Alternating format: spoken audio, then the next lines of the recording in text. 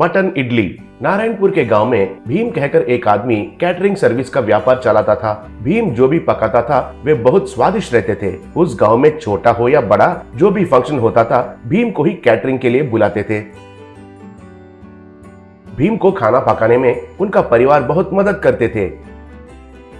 उनका पिता सांबार तैयार करने में स्पेशलिस्ट था। माँ तो बिरयानी पकाने में स्पेशलिस्ट थी। वैसे ही उनका भाई लोग भी खाना पकाने में उनका मदद करते थे। वही गांव में राजा सिंह कहकर एक जमींदार रहता था। राजा सिंह बहुत पैसे वाला था। उनका गांव में अच्छा नाम के साथ साथ बहुत सारे संपत्ति भी था। एक बार राजा सिंह उनके पास काम करने वाले मुनीम से, मुनीम जी, हमारा बेटा का जन्मदिन नजदीक पड़ रहा है। खाना पकाने के लिए अब तक हमने किसी को भी नहीं रखे। असल में गांव वालों को उस दिन किसी के घर में भी खाना पकाना नहीं चाहिए। सुबह नाश्ता, दोपहर को खाना, ऐसा ही रात में डिनर भी हमारे पास है कहकर कहे थे ना। शहर से अच्छे से बावर्ची को लाएंगे कहकर मेरा साला जी कह रहा है, कहा।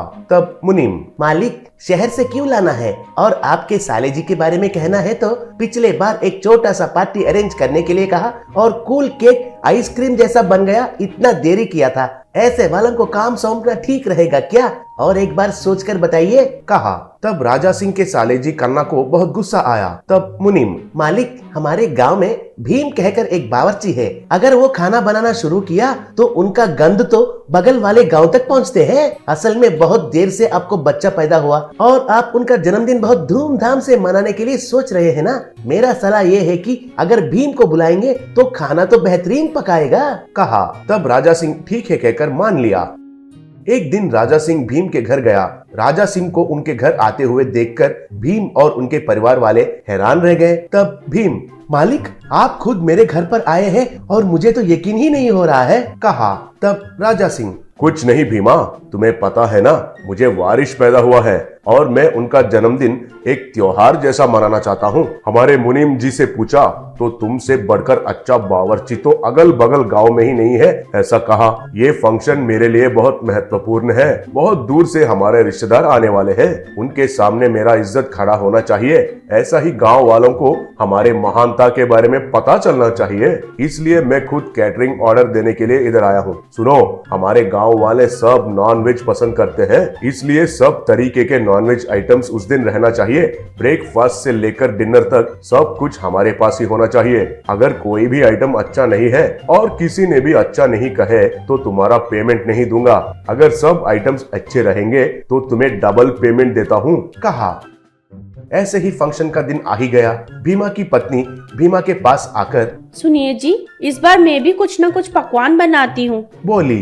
तब भीमा, तुम्हें एक बार कहने से समझ में नहीं आता है क्या? हमारा रसोइया का परिवार है, इसलिए हम खाना अच्छा से बना सकते हैं। तुम्हें कोई पकाने की जरूरत नहीं है, लेकिन पहले जाकर उन सब्जियों को तो काटो। ऐसे ही उस चटनी का काम नजदीक से रहकर देखो, कहा। तब उनका पत्नी बहुत दुखी हुई। ऐसा सब लोग नाश्ता तैयार करते समय पर कन्ना उधर आया। पहले से ही बनाया हुआ चटनी को कोई भी देखे बिना नीचे फेंक दिया।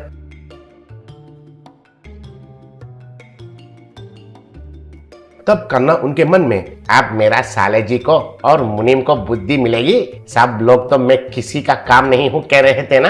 अब ये चटनी के वजह से सबको गुस्सा आएगा। मेरे साले जी मुनीम के साथ एक खेल खेलेगा, ऐसा सोचा।